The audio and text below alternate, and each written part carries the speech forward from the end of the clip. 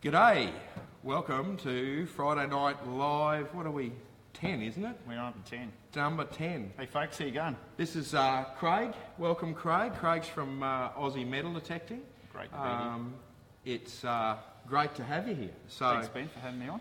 So, Craig looks after some Facebook groups. Ozzy Metal Detecting, which is Craig will tell us more about that in a minute. And then also a buy-sell swap page called Metal Detecting and Prospecting Gear Australia. That's right. So we're about to get into it. Say g'day to a few people. Trisha's here. G'day, Trisha. Deb's here, and Rodney and Cheryl. I think Josh is on as well. G'day, Josh.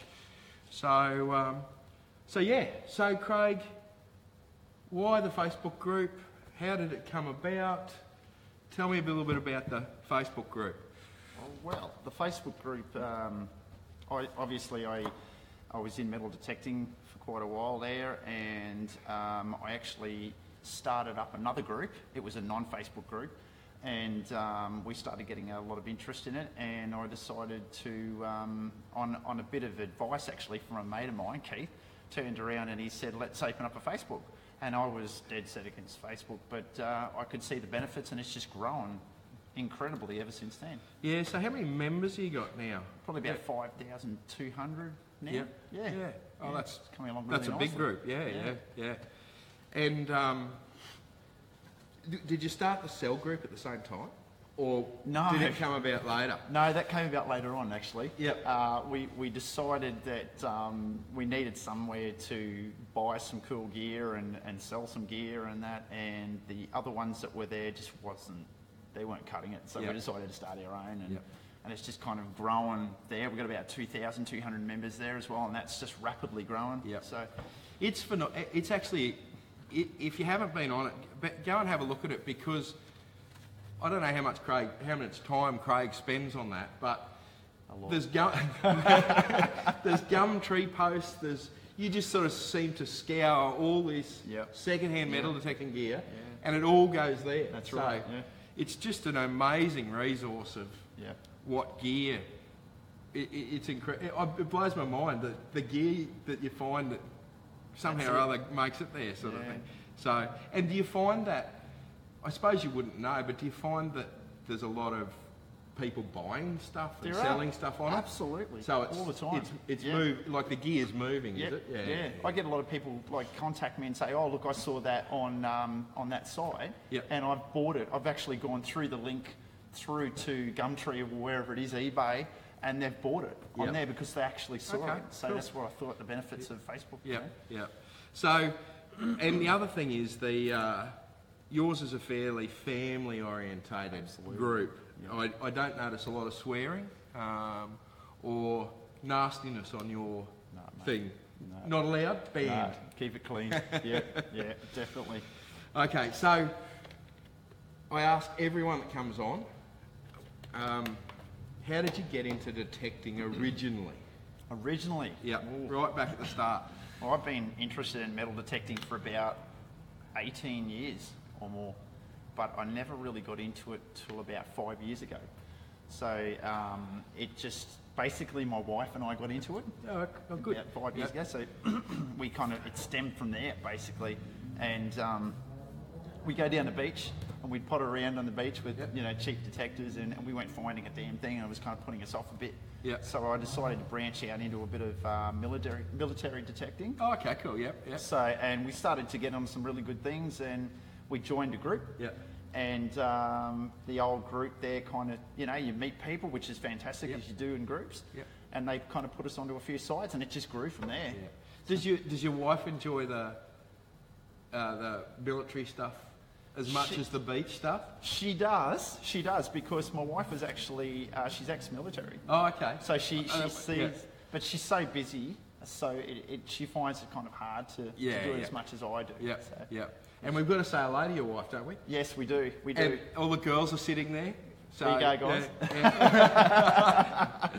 So, sorry, I was eavesdropping on a conversation earlier on. So, yes. So that's all good. So, Okay, what was your first machine? Do you remember what your first machine was? First machine, we got a Ace 350. Good old 350. Garrett. Yeah, good old Garrett. Yep. Have you still got it? No. That actually it was donated to a family member in Perth when we went over. Oh, awesome. So she's still got it. Yeah, so, that's great. Yeah, that's girls. Yeah. All right, so we'll just get some, say hello. G'day Trevor and Rodney's here, Josh is here, g'day Henny's here again, Brian and George, Michael's here and Mick Heffburn's here, the Young Gun guys. Hey guys, how you going? John and we've got a couple of Johns here, so that's great. So. John just asked a question, do you need a licence to go gold detecting? You do in most states. Yep. I would get into contact with the mines department in whatever state you're in. Yep. They're not overly expensive. You can just do it online, and so it's very simple to do. I've had one for 20 odd years, and I don't think I've ever been asked to show it, but the moment you don't have one is... You never know, mate. Yeah, the moment you don't have one's the... That's it. Yep. I can remember I was in the Snowy Mountains years ago, and we were fishing in the backcountry in Kyandra, which was an old gold field. And we were way off fly fishing in the middle of nowhere. And all of a sudden, a mate looked up, and I looked up, and there's an fishing inspector, just walked from nowhere, and he walked straight up to us and said, "You got your licences, boys." So it just goes to show you. Yeah. You know, bit of a shock. Yeah, absolutely.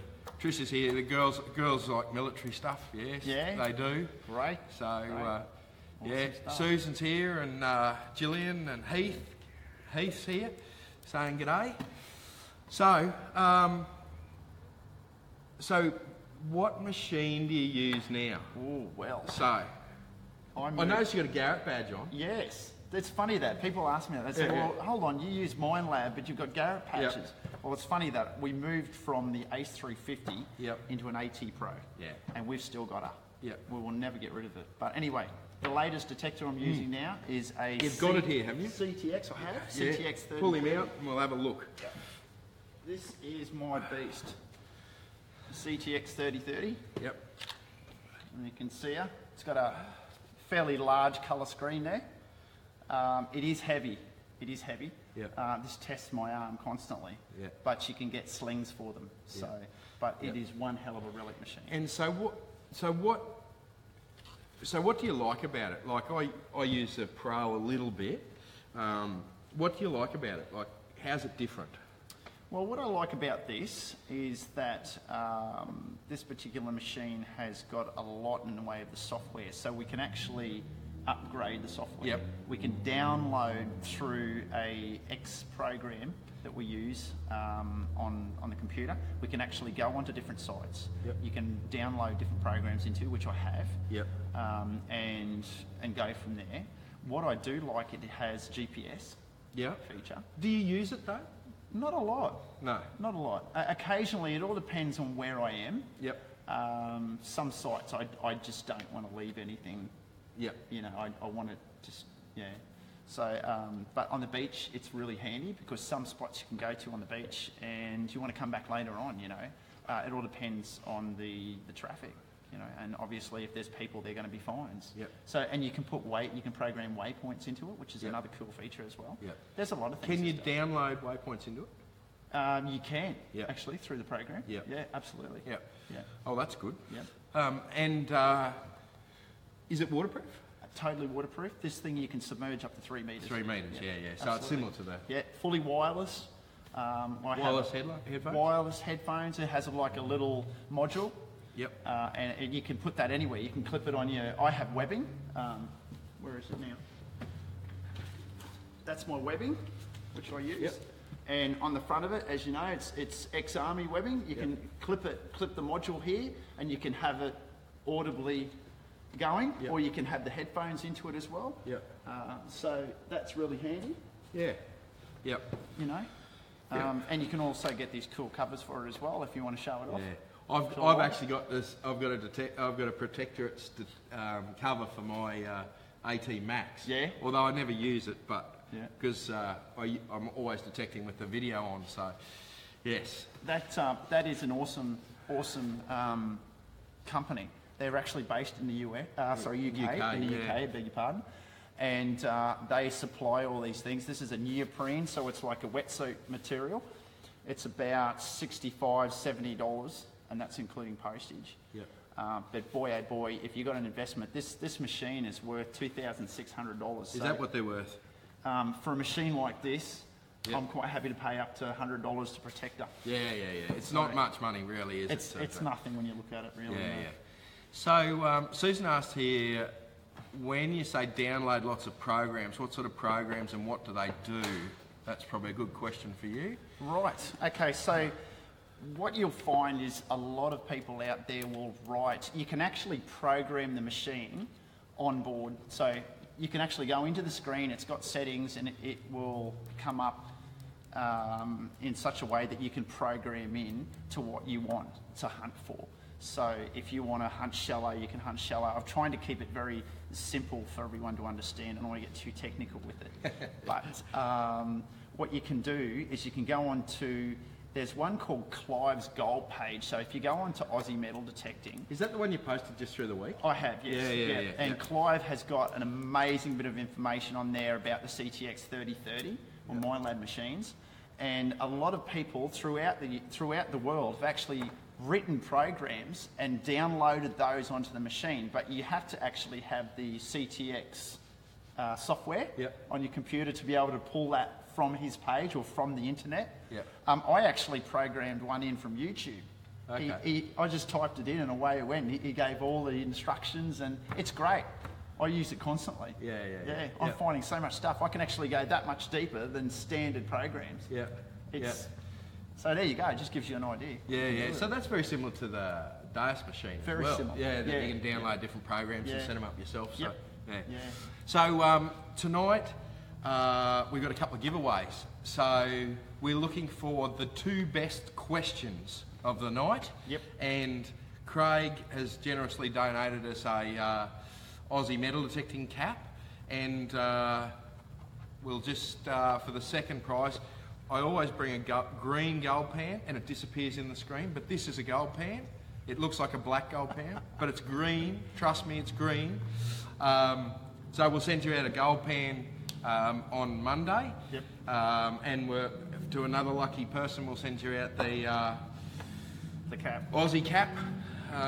It's a cool cap, actually. Crypto camo. Crypto camo. How flash is that? They love it. It's really good. You look the part in the field. And those pans, I'll tell you what, we used them out at Jurikai, and they were amazing. Yeah, they work really well. Really good prize. So, okay, here's another question for you. Henny asked, what should we do with live ammo when you dig it up? Well, okay. What I would recommend you doing would be call the police, and I would actually hand it into the police. Or probably the best thing to do would be to leave it, and then I would do that. What I generally do is because we've had a bit of military background, this stuff's 70 years old, so it can be unstable. I would actually call the police and then direct them to the location. But leave it. But leave it. Leave it buried, sort of thing, and put a. Don't take it into the police station. They don't like that. No. I had interesting story here when Camp Cable was open, and you could go in there. You can't do that anymore. That's right. But a guy showed up here one day with a big echelon bag, and it was full of pineapple grenades. There must have been 60 pineapple grenades, and he said, "Do you want to buy these, or what do I do with these?" I was like, "You idiot!" My God. So there was, if they had gone off, it would have taken off half the building. Absolutely. It was. I couldn't believe it when he unzipped the bag and opened the. I don't know how many there was, but it was a big bag, and it was half full of. Bloody pineapple grenades. It was like, We've had a few close calls in the past. As you know, I'm a military hunter, so we go out to these locations, and I haven't myself found a grenade, but I have been with people who have found these right next to me.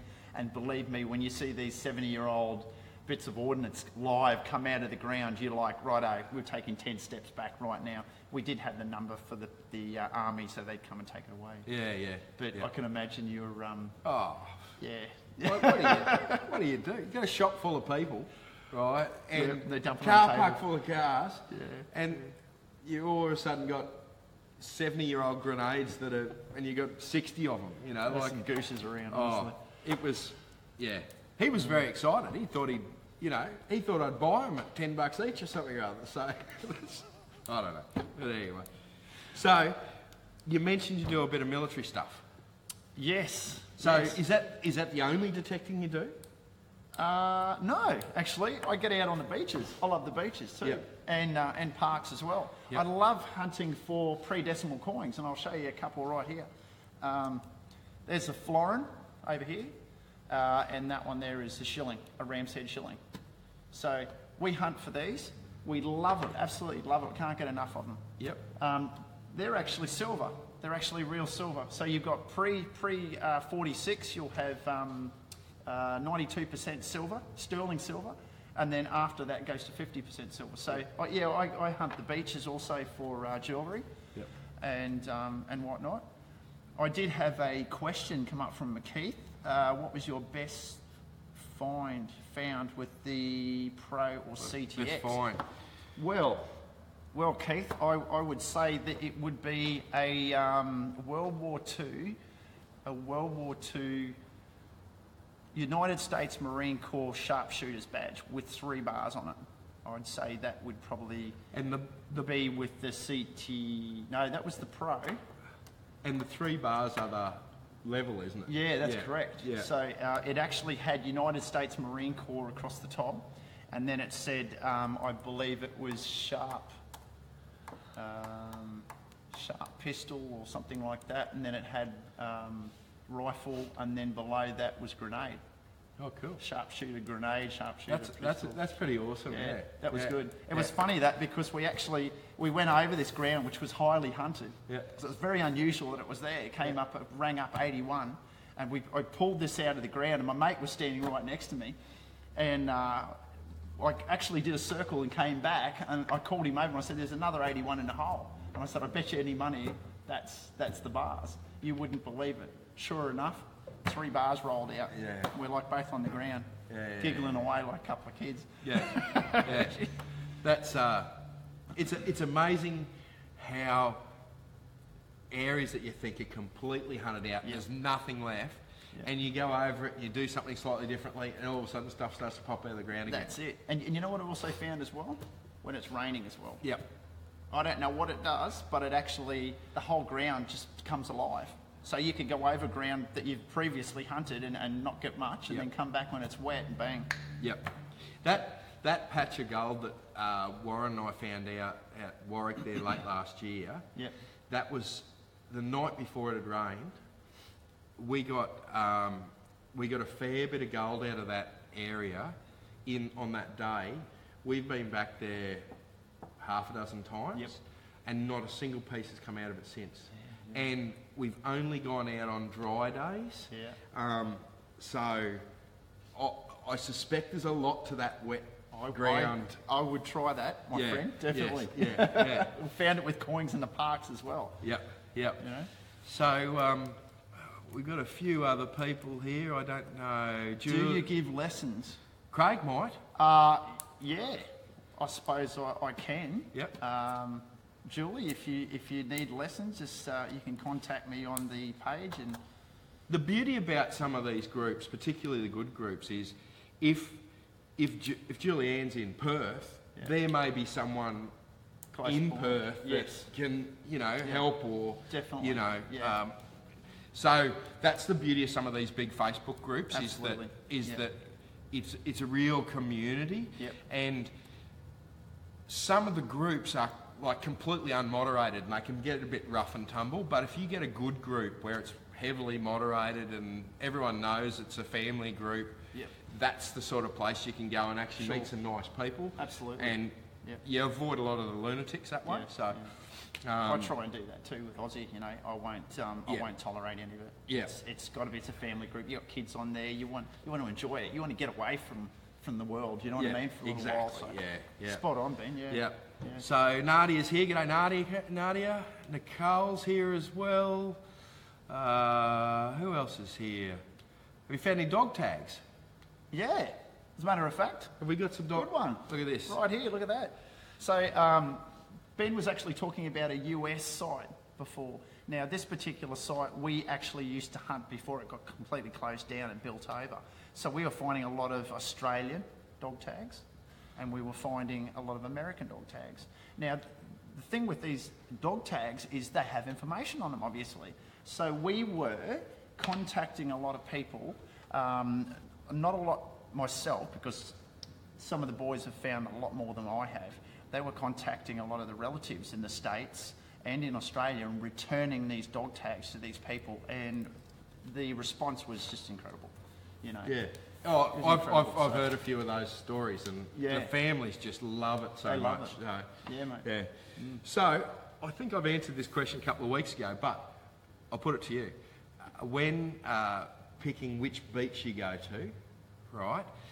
Do you find more good targets on popular beaches, or do you find better targets on less popular beaches but with less metal detectors? Ooh. That's a good question, that. That is a good question. Yeah. That's a good question. That's a cracking question. Right, okay, so it all depends the history of the beach. It all depends what you're chasing. You're obviously going to get, it all comes down to the amount of people that are using the beach and how often it's being used. So yes, you're going to get a lot of targets on a beach that's obviously being used a lot. For example, Main Beach at Surface there on the Gold Coast, you're definitely going to get a lot of coins. You're going to get jewellery, you're going to get coins. And mind you, you're going to get a lot of foreign coins on a beach like Surface, because, you know, there's a lot of holiday makers, they come straight in, and I've found Dubai coins, I've found all sorts of things, you know. Some of the older beaches, and I won't go into them, but we've found back in the 20s, you see the vehicles weren't obviously like ours now. You can't drive an hour and a half to get to, say, Noosa or something like that. So they had to, say, for example, Brisbane or something like that, they had to go something that was close. So you had Redcliffe and you had places like that. Yep. And that was their Brisbane's main swimming hole. So you're getting older finds there. Yep. See? Yeah. That's interesting that you look at it that way. But you've got to have a good machine. Yes, you do. Because you've got to have a good machine to be able to handle that mineralisation in the salt water and the ground and what have you. So, John asked a good question here. If you find gold, where do you take it valued? Where can you sell it? Does the Commonwealth Government say you have to hand it into them? No, from a hobby level, you don't. You don't need to report it to the government. I like to take it to the commercial gold buyers. Don't take it to the person in the shopping centre that says we buy gold. Or jewellers or second-hand shops, anything like that. Take it to the actual commercial gold buyers. Like in Brisbane, there's only... The guy I use has just opened a shop down this way, but there's actually only 2 guys in Brisbane that do it that are reasonably prices. And normally they advertise their prices, so you can tell what you're going to get for it, sort of thing.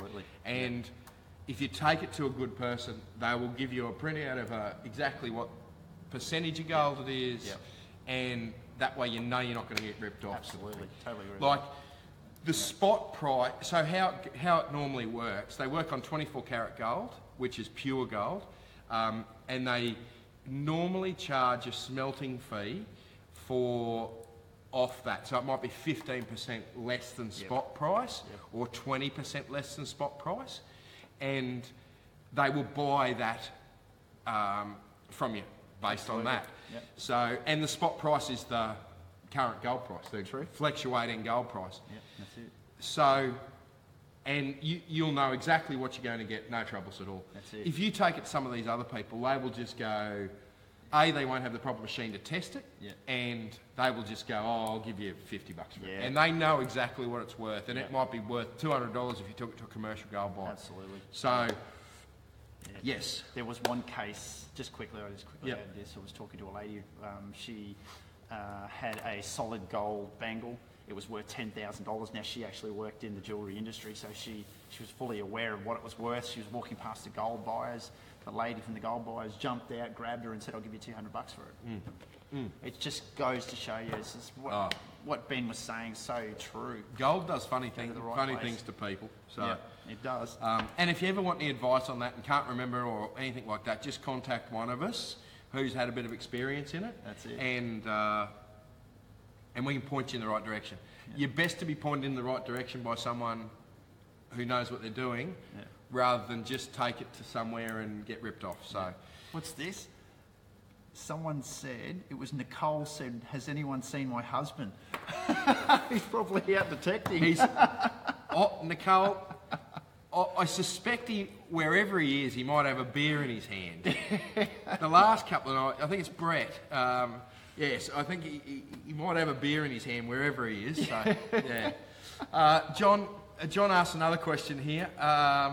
What are the Facebook groups? Ozzy Metal Detecting, OZZY Metal Detecting. That's probably one of the best one. It's actually up on the wall behind us here. And just to remind everyone, I'm Ben from Gold Diggers. If you've joined us late, I'm Ben from Gold Diggers. This is Craig from Ozzy Metal Detecting. Craig's a bit of a guru. We're going to get into the World War II stuff a bit further, a bit in a minute. And Craig uses a 3030, CTX3030, MineLab 3030. So if you've got any questions about general detecting or anything, feel free to ask. Ask away, yeah. We'll try to get to as many as we possibly can tonight. Yeah. Yes, so John was asking about Facebook groups there somewhere. Tricia is involved in a women's group. The family groups are best to be the Ozzy Metal Detecting. That's a really good group. There's a number of them on Facebook, but that's a really good one. But Tricia's got a women's only group. Yes, you told me about that. Which is a great idea, sort of thing. Definitely. So All for that. yeah. Yep. Trish, you can message me if you want the group and the link to the group, and I'll put it up on Ozzy as a preferred link, because you can put that at the top of Ozzy Metal Detecting, and people can click onto that and go over to that as well. I don't normally promote Facebook groups on Ozzy because I believe that it can get out of hand. But your group sounds fantastic, and I think a lot more women should get into it. Absolutely. Fully behind that. Yeah. When detecting parks, is there a best time to detect? Parks? Yeah, I was asked the other day when I was doing a soil test. I said yes, and he kept on walking. Sweet. Just nod and say, it. absolutely, that's what I'm doing. Soil test time. Absolutely. Be very polite. Yeah. No problems. No, pretty much any time, I suppose, isn't it? You know? Yeah. Just. I like to avoid the crowds. Yeah. If it's a heavily used park, you stay away from the crowds. Yeah. What I tend to do is I just chuck this in here too. For the parks, I use a small digger instead of something like a shovel, because the shovels are going to draw too much attention. Even though you might cut, as you can see, it's got a very small blade, so you're going to cut a very tight plug. It can get out of hand very quickly when someone seems to think that you're digging everything up and destroying the park. So we tend to go for small diggers, like this, Easy to carry too, they're not too heavy. So, Henny asks a good question as well. How do you clean your finds? Do you use any detergents? I tend to not use too much. I will use a little bit of really light detergent just to help things along a little bit, but you can go a long way with soaking it, and that loosens a lot of rubbish. Big time. Yep. Some people say soak it in olive oil, breaks it up as well. I don't personally like that. I've heard that a lot. But I had a crack at electrolysis a while back. And a lot of my silver coins, like the florins, the 92% ones, they come up like brand new. Oh, do they? Yeah. Because you get that scale, and it's very hard to remove that scale. It's been sitting in the ground 70 years, and electrolysis just goes through it, lifts it off, and then you use a bit of baking soda. Use a bit of baking soda on it and rub it between your fingers, just make a paste up, wet it, obviously, and it shines them up. Oh, So really? that also works with a toothbrush. Yep. On other things as well, like badges and Yeah, yeah. You know, I and quite often jewellery use too. I use a toothbrush on nuggets. Yep. That really gets into all the cracks and what have you on it, Oh, and yeah? cleans them up a lot. So, Oh. yeah. But I will use a little bit of detergent on some of those sort of things. Yep. It depends on what it is a lot too. So, if it's something that can be quite valuable, I wouldn't actually clean it at all. I'd take it to someone and get an Yeah. idea of what it's worth before Yeah. you start hitting it with a toothbrush and bugger it up. That's fair enough too. A lot of the jewellery shops have got sonic cleaners. Yeah. And they don't have that abrasive, Okay, yep. property. Yeah. So Oh, great news. Nicole's found his husband. Where was he? Nicole, did he have a beer with him? Where was he? So, yeah. Right. G'day, Jody. I have trouble with my CTX it's picking up stainless steel. What can I do? I don't have that problem. Yes. Jody, we might need a bit of clarification on that. I think, like, it's designed to pick up any sort of metal. So the stainless steel, it will pick it up, no trouble at all. Yeah, yeah. So the real question is, are you in an area that's got lots of stainless steel and you need to discriminate it out? Or is it just a matter of that you have to go through and dig all the stainless steel out before you can get to the good stuff? So I don't know. You might need to clarify that a bit for us, Jay. Yeah, true. I've got something to add to that. We have found Australian stainless steel dog tags, and I do know that the CTX comes up with a very low grunty sound. Oh, really? Yeah, very low. It's totally like you'll have a very high chirp, like plate metal, iron and gold and silver. But with the stainless steel, it does pick it up, but you've got to listen. You've got to know what you're listening to. So maybe it might be the go to get some test pieces of stainless steel and go out in the backyard, put it on a table, preferably not metal, and do like an air test on it. So get some silver, get some gold rings, get some stainless steel, and listen to what your machine's doing. Try different settings. Try the silver mode, try the all metal mode, try the coin mode, until you find you're getting used to what that is and what you prefer to listen to. Yeah. What mode suits you. Yeah. And it depends on what machine too, but I would think that the have you dug a dog tag with an AT Pro? Yeah, I have, with a 5/8 coil. Would it give it a high number, I would think? No, not necessarily actually. It comes up very, very low. Really? Tone. Yeah, okay. And it's unusual. You've got to know what to look for. So, like I said, the only way to do that is to actually get some of those items and practice it. Yeah. The more you use the machine, the more targets you dig, the better you'll get at it. And absolutely. I don't know how many targets I've done. I don't know how many bullets I've dug in the goldfields. It must be thousands and thousands of bullets. I haven't kept them all, but geez, I've dug a lot of bullets over 20 years. You should be keeping them, you could scrap them in. Yeah, well, I'd probably... Buy more metal. So we've got a few extra people here. Josh is here. Chris, Fred's here. Damo, g'day Damo, how are you going? Nice to see you. Oh, Mad Matty's here. G'day Mad Matty, Jess and Fred. Fred said last time I went out he found a $5 coin, 1988. That's different. I've never seen one of those. Have you seen one of those? Oh, not in real life. There was some commemorative coins put out in I think maybe Expo 88 or whatever it was called. But there's always those commemorative coins that come out that don't really go into circulations. The Perth Mint does a few of them, and you can get a great book which is sitting over there, which details all of those.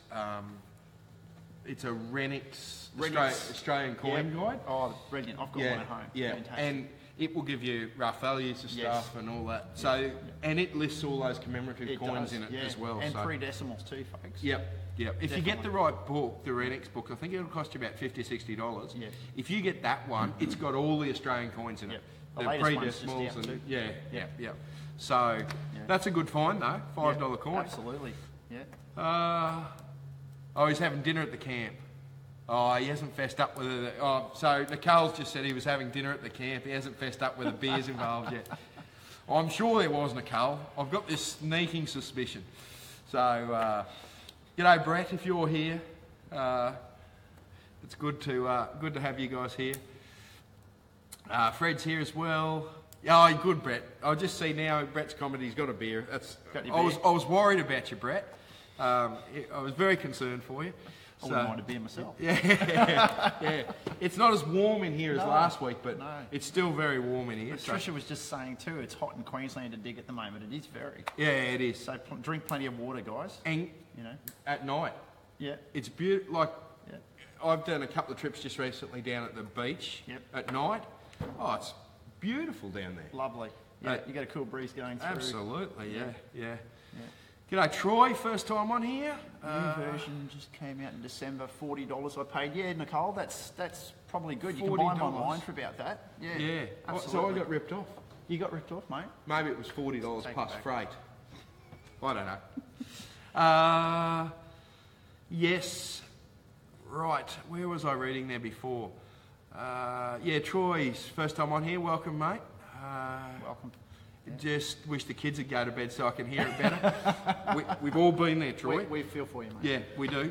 Yeah. The replay of this show will be on immediately afterwards, so you can just watch it at your leisure. So when the kids go to bed, we'll be finished in about 25 minutes or so. Yep. So the replay instantly pops up. So, right. Jody found dog tags with the Garrett. I do an air test, CTX or classes. Yeah, good. Yeah, Ferris. Yeah. Yep, sweet. Excellent. And as I was saying too before, just want to quickly touch on it too. With the CTX, you can go online. Like I said, if you are an Aussie, go on to. We have a files section. And I don't think a lot of people know about the files section in the groups. Yeah. But it's tucked up there. And if you go into the files section, we have got heaps of links. We're constantly adding stuff, my team and I. And Clive's gold page, he's got a lot of CTX programs you can download. Yeah. Right. So but they're online as well. So if you've got the X program on your computer, put that on there. You can take it down, plug the CTX in, and download it straight in there. And you can change the modes as well. You can actually rename the mode to whatever you want. Make it easier. Yep. That sounds very, very good. Yep. The Nicole was out last Friday. Nicole was out at Claremont chasing some gold around. So, awesome. How did you go? I bet you it's Nicole says here it was putrid out there. I bet you it was bloody hot. So I got a mate who does Claremont. I can feel for you. Yeah. So how'd you go, Nicole? Did you find any? It would have been a lot of fun though. So. Right, so what do you find? What do I find? So World War II, let's do some World War II stuff. Okay. Let's even get a bit of a background going here that is a bit more World War II looking. Sounds good to me. Yep. All right. So what's the most common thing? It would have to be bullets, wouldn't it? Bullets. Everyone digs bullet. Bullet shells, I didn't actually bring any of them because they're like 1 and 2 cent pieces and they just kind of really get to me. Yep. But it's all part of the fun, like good stuff with the bad. Yep. Well, Ben, what I find is a lot of Australian stuff. I find military badges. So are you mostly going into Australian camps, or are you doing American camps? Are you doing other nationality camps? Well, how does that work? So it's funny you said that because the camps that we actually go into were occupied by US forces during the war, who were helping us obviously against the Japanese and the Australian. Some are strictly Australian, but most of them have been joint operations. So we get both. Well, there was a lot of Americans in Brisbane. Absolutely, lots in Brisbane. Well, all over Australia, really. Especially a lot in WA. But there was a lot here. So because I think the Navy was sort of based a bit out of WA. There was a lot of Navy. Big submarine base there in the Mary River. So would you say that it's mostly Australian stuff you find? mostly. Yeah. Yeah. Yep. Yeah. So what have you got? What sort of stuff comes out of the ground? Well, I brought some stuff along. Yep. I'll just show you. This is my favourite. This one here. Couple of ordnance. Yep. We these are actually. This is a tail. This is a mortar tail. So the actual main part of it was there. Obviously, this has been exploded. It's been launched, and they are made out of aluminium, so they do ring up quite well. Yep. Well, it's a big piece of metal It too. is a big piece. Yeah, big piece of metal. You'd get them deep too, wouldn't you? Yeah. These are really cool to find. Yep. We do find a few of those. I think they're awesome. Yeah. They look really good. Yeah. I set them up in the display cabinet there with the LEDs on them, and they pop. Yeah. So Yeah. we find those. Yeah. This is actually off a howitzer. Howitzer, one of those American guns. Yeah. They're a light artillery gun. So some of the boys have actually found these live. They are about that long with a big pill on the end of them. And yeah, you tend to jump backwards when you see those. But we have found a lot of spent ones like this, which are great to find. They do ring up really well, especially a lot of this stuff I found with the AT Pro. Yep. Yeah. And that nearly blew the headphones off. So with big targets, they scream. Absolutely. Don't they? Yeah. These are actually the exploded shells off the top. Yep. So they're pretty cool. Some of them actually got dates on them. This one here says the 7th 42. So you're smack in the war. So, shrapnel. Yeah, big chunks of shrapnel. Yeah. They ring up really good. Yep. What else? I can see a bit of the gear over there. Talk to me about the trench art. The trench art. The rings and the... Right. Yeah, okay, let's have a look at that. During the war, and I'll try and keep it short, but during the war, a lot of the soldiers had something to do. They needed something to do. They were quite bored stiff. Yeah. So they lost all their money at the they tour. did, Yeah. Needed something else to do. They did. So a lot of the guys actually had craft days. So they'd pull them aside and show them how to make jewellery. So out of a silver florin like this, they would make a ring like this. All right, so there's a lot to work a coin like this into a ring. Yeah.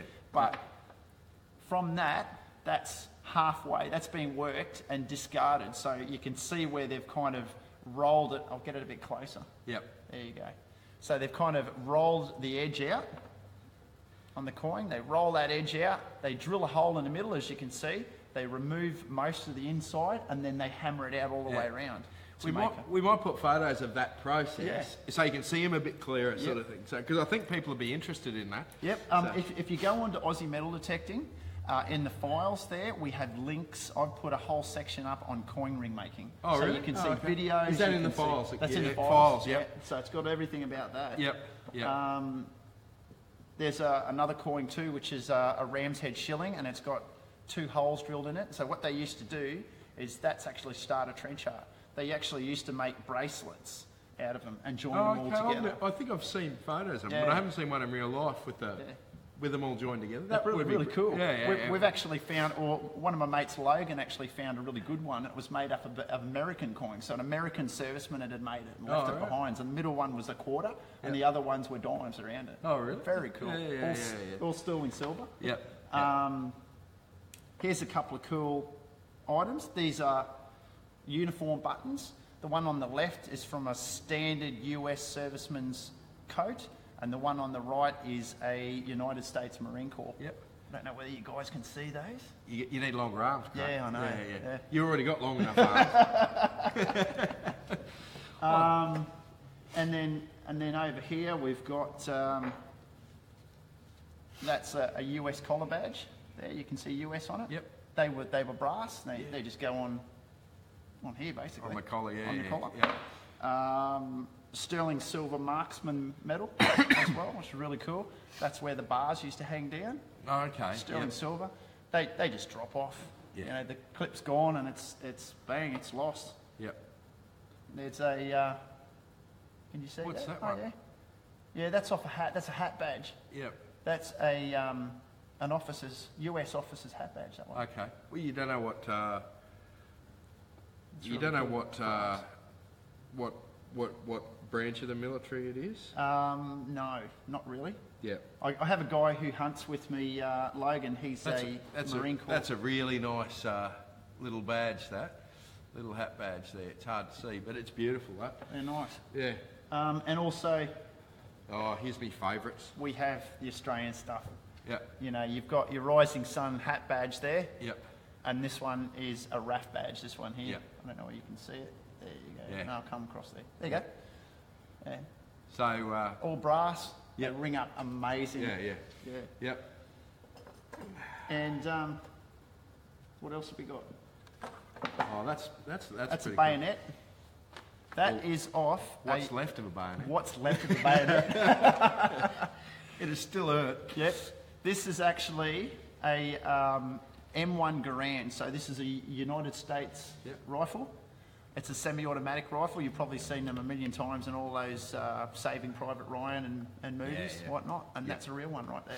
Yep. So it had a timber handle, obviously. She's seen better days. Yep. But still great. And they were flying. about that. They were about that long. They're about that long. Yeah, they were a long bayonet. Yeah, she snapped. But Yeah. I've seen one of the guys actually found one that was full, and it still had the handles on it. Yeah. And it had a scarab as well. Oh, really? Which were green, Yeah. plastic green, Yeah. believe it or not. Yep. Sergeant's whistles. Oh, that From would the have got. camp. That would have got to work That out. would have got to work out. Doesn't Particularly work anymore. when the two-up game was on. Get in line. Where you blokes been? So. And that was an officer's cup, stainless steel, came out of the ground just like that. I have not cleaned it. Yep. Came out of the ground, and on the bottom here, it says you can see maybe, if I get it in the right angle, Yeah, US US, I can 1940. see a bit of that stamped there. in there. So that was really cool as well. And a package, this is actually a first aid kit, and it's totally sealed. Yep. Right. It has New York, it has first aid packet, US government, Acme, cotton bandages. So in there, I have another one at home which was slightly open. It has actually still got the bandages. From Oh, the really? war in there. I've actually got one of those. I don't do a lot of detecting Yep. for this sort of stuff. Yep. But the lids come off it, sort of thing, and you can still see it's sort of broken, and the lid's sort of lifted up. You can see the You still stuff see the inside. bandages Yeah. inside. It's just amazing. Yeah. We actually found, we were digging, we had a mate of ours was digging a particular hole, and we were pulling bottles out of the hole. Yep. We're pulling Coke bottles like this. Now that's actually got 1940 stamped, the copyright stamped in there. Oh, okay. Right? We were pulling these out of the hole, and he actually pulled out some medicine bottles, and inside one of those medicine bottles was Yep. still the pills. Oh, really? From the 40s. They were still sitting in. They'd actually crystallised, Yep. and they were still in that. Oh, that's that bottle. awesome. So, Yeah, Susan, it's on a lot of people's bucket list to find that Rising Sun. absolutely. Yeah. How many do you reckon you found Rising Suns? Me? Yeah. Oh, I've You've got worked at, you've spent a lot of time detecting Yeah. military sites, though. about 20, 25. Yeah. But- So, Susan, this bloke's responsible for you not finding one. He's got them all. So, They just keep coming up.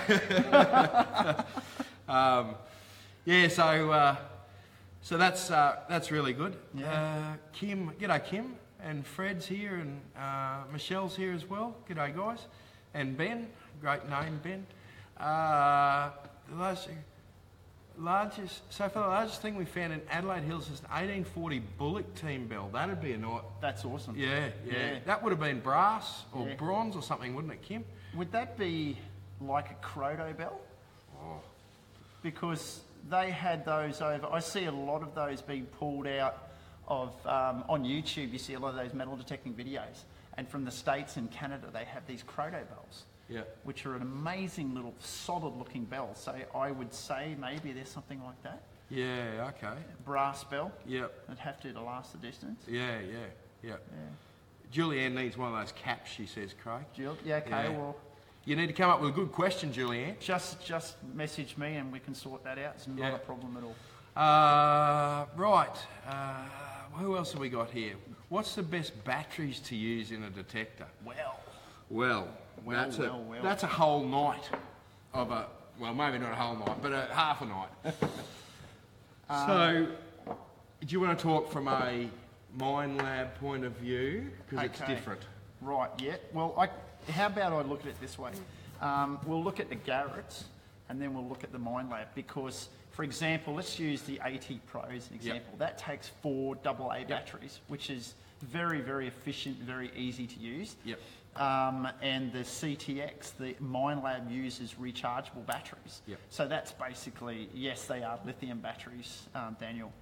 But in, say, a Garrett machine or something like that that's taking 4 AAs, I would use the best batteries you can. I have used, to great advantage, from Bunnings, sells the Varta batteries. They're a German cell. They're not made in China, and they really go the distance.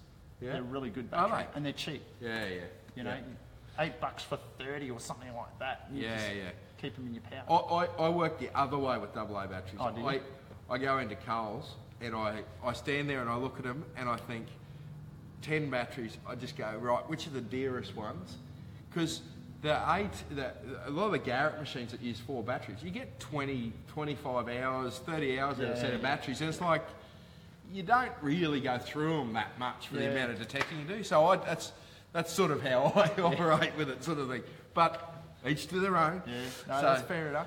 So, what do you do with rechargeable batteries with the CTX? Because you can get aftermarket battery packs for them, can't you? You can get them for the AT Pro and the AT machines, they're rechargeable packs. I don't think that's a good idea for the Garretts, simply because the batteries are pretty cheap anyway. Why bother with a rechargeable thing? No, you wouldn't worry about it. But what do you do with the 3030? Well, the 3030, I would highly recommend sticking to MindLab. MindLab batteries. Don't go outside it, because number one, if it's in warranty, and MindLab's got a pretty good warranty, it's 3-year warranty, but they will not cover your machine if something goes wrong if you're using a generic battery. So I would spend the money, if you're spending the money, $2,600 on a CTX, then spend the money on a decent battery. And they're probably, I believe they're about $250, Ben? Like, it's not cheap. It's not worth it. You know, even if it's out of warranty, it's not worth using a generic battery on a machine such as that. It's a very highly technical machine. It's not like a 80 Pro or anything like that, or those simple machines that you find. So spend the money. Get good quality.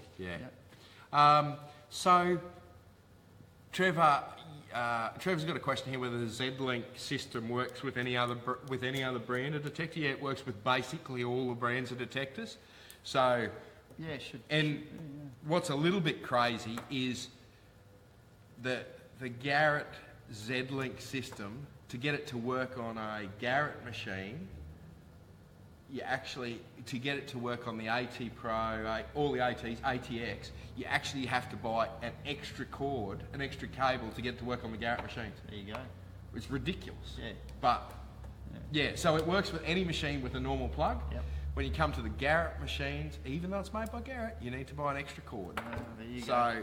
So it's made for anything, so it'll fit on anything. So it should do, But Kim's come back to us. That bell was brass, made in England. Oh, was it? Okay. So that's a little interesting. Nice. Trish, what do you do if you find live ammo? We did cover that a little bit earlier, but call the police. Call the police is the best bet. Absolutely. And leave it in the ground. Leave it. Don't bring it into my shop. No. I don't think Ben wants that after the grenade thing. Just to reiterate, Tricia, I had a guy come in and he dug up, I don't know, 60 or 70 pineapple grenades and he put in the shop and threw it on the counter. So this 70-year-old grenade. So I was worried about the front of my shop blowing off. So, Daniel? What's the best pinpointer to buy? I'm currently waiting for. Well, that is the best pinpointer to buy. If you went out to buy one at the moment, that's the best one to buy. By far and away. Right. However, there is a new pinpointer coming out called the F-Pulse. And it was supposed to be here in December. It hasn't arrived yet. So these are basically, I believe, a VLF machine. Right? Basically. They are. So the new one that's coming out is a pulse induction machine. So the mineralisation on the beach and out in the goldfields shouldn't affect it. So I'm going to do a whole night on pinpointers, Yep. and I'm going to we'll test them here on the table, but I'm waiting for that for when this new F pulse comes out, because I want to include that because it could be the greatest thing since sliced bread. So don't miss that. That's going to be worthwhile. Yep. I've heard a lot about these machines. Yep. They are really the Yep. ants pants. The technology coming out now is incredible. Absolutely. It's so fast. So Yep. Yep. yeah, be informed. Susan also says a point that we should have made earlier, that good rechargeable batteries. Yep. Like if you're using a machine a lot, Yeah. you get a good set of batteries for it, Yeah. or two sets, and keep swapping them out. Absolutely. It's quality. Even some of those solar chargers, you need to get a good quality solar charger. Yeah. I've got a solar charger. I don't use it anymore because I just buy normal batteries. I don't use the rechargeable batteries anymore. But I actually slide the solar panel on the dash of my car. Yep. Charger Easy. sits underneath it. Charge set it a on the battery. way out. Yeah, exactly. No yeah. worries. Hey, can I just want to touch on something Yep. there, Ben. We had Deborah ask a question, F-pulse. Do you want to explain the difference between pulse and VLS? So, okay, this is the non-technical version, okay? Because the technical version is no one understands it. Not even sure I understand No, it. you've got it. So, pulse induction has some advantages and some disadvantages. So, pulse induction is, imagine it like a radar signal. It sends out a signal and waits for it to come back and processes that signal. The advantage of that is that it goes very, very deep. Like it goes much deeper than VLF, which is the other technology. It does. Yep. The downside of pulse induction is it doesn't tell you what the target is Yep. before you dig it up. So you've virtually got to either listen to the pulse signal very clearly, and it's very hard to do that, or you've got to dig every target. Absolutely. Yep. The easiest way to describe what VLF is, which is the other technology, the much cheaper technology, is imagine it like a radio signal and the machine's listening for static. And that's what it's looking for. It's looking for a disruption in that signal. The advantages of it, it tells you what the target is before you dig it up. Or it gives you a good idea of the conductivity of the target before you dig it up. However, it doesn't go as deep. So what you'll find is a lot of people,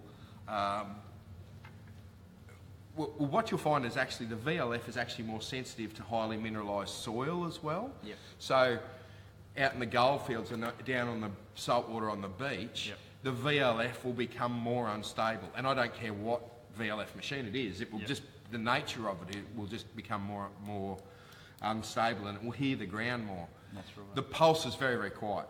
So out in the goldfields, a lot of people use pulse induction machines like ATXs, GPX 5000s, 7000s, 4000s, 3.5s, SDC. They use those pulse induction machines because they don't hear the noise and they go very, very deep. Yeah, they punch through Yeah. that. And when we're talking about deep, it's not like you're digging 3 metres down to get a tiny piece of gold. When we're talking really deep, we're talking about, say, a gram piece of gold. You might pick it up at 8 inches instead of 6. So that's what we're talking about with deep. It doesn't have to be 3 metres down. Yep. So that's sort of a pulse VLF comparison. In layman's terms, that, the technical drawings of it all, and it's, my God, it'd send you to sleep Send you quicker to than the sleep. show. I will add something. Yep. It would do too, Yeah. very quickly. Yeah. One thing that we've been finding too with our VLF pinpointers is when they do false, and and they all false. It doesn't matter what company you're going for. What helps, a little trick, is to actually put the actual. Yeah. I'll just pull this out. Here we go. All right, so say that's the dirt. Here's Turn it on. Here's some ironstone. Ironstone.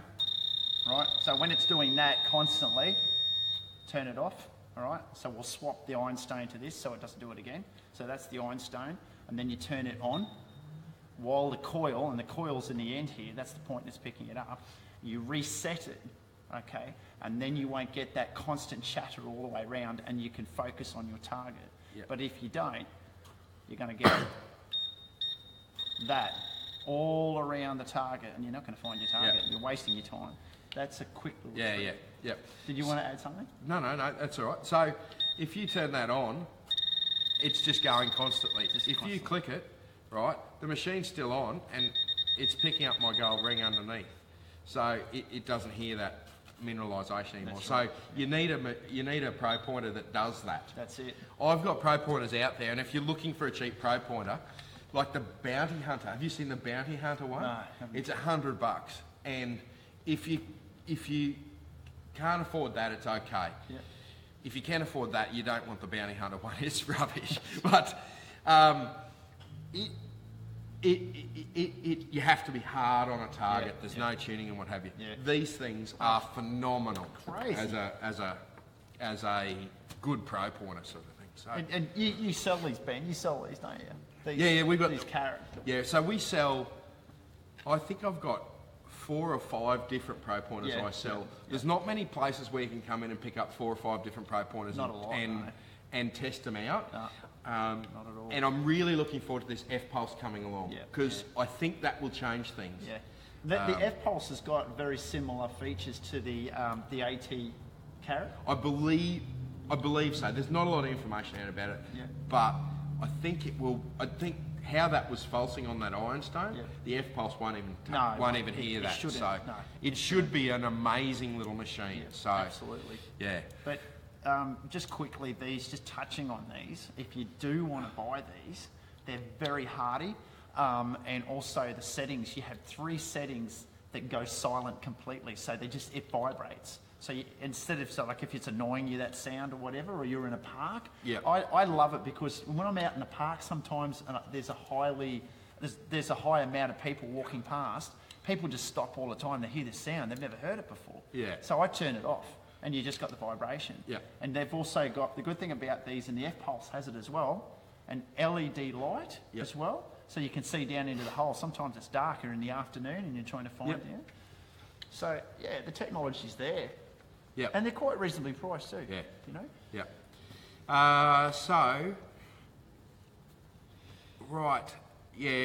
Dan makes a good point. Land and Sea is a PI pointer. I haven't played with the Land and Sea one. It's more of a diving one. It's a bright yellow. I don't know whether you've seen it. But I'm unfamiliar with that, sorry. I don't know what the deal is with that because it is going to be significantly cheap. Well, it is significantly cheaper than this F-Pulse, so I don't know. So maybe just do some reviews. There's lots of reviews come out on YouTube. Yep. You know. And what I might do is actually, you make a good point, Dan. I know a few people around the place that have got a lot of different pro pointers. So one night I might collect up. Let's see if we can get all of them here. Absolutely. Like get 10 of them here or 12 of them here. Too right. And just have a crack at them sort of thing. So that might be worth a go. Definitely. So I'll write that down. So Nadia, is dredging in Queensland illegal? Yes, it is. I think it is, isn't it? Hand dredging. So it's the mechanical bit that mucks you up with dredges. So it's a pump is the defining factor. Yeah. So if you get a Yabby pump and there's a thing you can buy on the attachment on the bottom that will actually turn it into they call it a bilge pump attachment. You can actually use that to pump it through a sluice, for instance. So you can do that, but the mechanical pump thing, that's what rules it out. So high bankers are out, dredges are out, but hand stuff you should be right with. Right, Susan, thank you very much. Susan says the show isn't sending her to sleep after my crack about that. Right. We're absolutely loving the participation, guys. Yes, so it's fantastic. Ask away, it's great. Yep. Trish, yes, pro pointers are easy to leave in the bush. Absolutely. As a matter of fact, I found some. Yes, Craig has a knack to finding pro pointers. I've lost 2. People leave them behind. Craig's found 2, I believe. Walk over the top of them. And Have you got the lanyard? No, I haven't got a lanyard. So, last week's show we gave away a lanyard. We did they're a Kevlar lanyard that are made in the States. Oh, they're rugged. They are phenomenal. I've had one for about 2 or 3 years now. Yep. And it's still the original one. I use it all the time. It's clipped to my pinpointer, so it's phenomenal. So, I saw it for the first time tonight. I was impressed. Yeah. He sells them here, so come and get them. Yes. They're quite reasonably priced. Yeah, actually, they're still on special for $30. There you go. Because I've forgotten to take them off special from last week's show. So I will take them off special on Monday. He's so losing money. If you, I'm not, well, thanks, Craig. So if you do want to buy one, this is the last 2 days at $30. Then they go back to $40. So they're worth every bit. When you're looking at, like $250 or exactly, yeah. I lost two of them, $500 worth of pro pointers. That's nothing. And invest. Brian makes a good point. G'day, Brian. I don't know whether I've said hi to you tonight. Hey, engrave your equipment with name and phone number. That's a good idea. It is a great idea. That's a good idea. Yeah, good one, Brian. Michelle, pro pointers aren't rechargeable normally. I haven't seen one that's rechargeable, but they take a 9-volt battery and it lasts for donkey's ages. Yeah. I believe there's extreme lithium or something that I tried, and it just went and went and went. Yeah. So ever ready one. What's the best Mine Lab, 4500 or 5000? Well, the 7000. How much do you want to spend? Yeah, exactly. The GPX 7000, I would suspect, is the best Mine Lab machine. However, some of these 5000s and 4500s that are getting modded now, they are phenomenal. Yeah. So, coil makes a big difference. Yeah. Some of those Coiltech coils or some of the coils, other brands. Nugget Finder coils. Nugget Finders. A lot of people are using those now to great advantage. Absolutely. Yeah. Right, so time has flown. We are at an hour and 10 minutes. Amazing. So we might call it quits now. And so let me just, next week, we've got an open week. So we can talk about anything you like. So if you've got any questions, just sing out, or topics that you want me to cover. I'll be here by myself next week. And then the week after that, Warren's back from Warren from NQ Explorers is actually on a plane as we speak. He's heading over to the US. I believe he's doing a couple of detecting trips with some people over there, big YouTubers over there. I won't spoil the surprise. He can tell you when he comes back, and he'll be the following week, a bit of an update on what's happening in the US. Absolutely. So thank you very much. Thanks, Craig, for coming along. It's an absolute pleasure to have you here. And thank you, everyone that's supporting us. And I hope you have a great week. And I just want to make an announcement. I think this is the first show we've gone through without me mucking it up. So, okay, thanks very much, everyone. And we'll see you next week. See you, folks.